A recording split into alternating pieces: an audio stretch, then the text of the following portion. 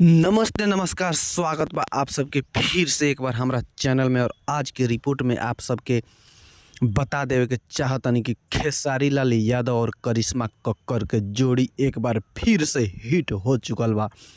जी हाँ, अभी 1 घंटा पहले ये एल्बम रिलीज भइल बा। देखी पोस्टर में आप देख रहल बानी, मात्र 1 घंटा में 3 लाख से प्लस व्यू ए वीडियो के मिल चुकल बा।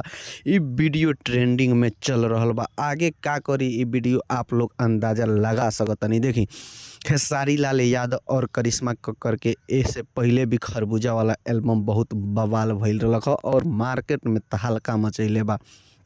करिश्मा कक्कर के एगो गाना पियवा दुलारे वाला हिट भई रहे। ओकर बाद से खेसारी लाल करिश्मा कक्कर के संगे लगातार बैक टू बैक गाना कर रहल बड़न और ई एल्बम भी बहुत ज़बरदस्त होखे वाला बा। ई एल्बम के नाम बा मुर्गा ई असली है। एमे खेसारी लाल यादव और महिमा सिंह एक साथ नजर आइल वाला। थिएटर में महिमा सिंह बाड़ी और खेसारी लाल यादव बड़े। गाना के कृष्णा बेदर्दी लिखले बड़े और ई खेसारी म्यूजिक वर्ल्ड पर ई गाना मात्र 1 घंटा पहले रिलीज भइल बा और 3 लाख से प्लस व्यू क्रॉस हो चुकल बा। आप सब देखतानी ई व्यू 1 घंटा में 3 लाख क्रॉस जब हो गइल बा त ई गाना का करी। अभी नया साल में 3-4 दिन बाकी बा।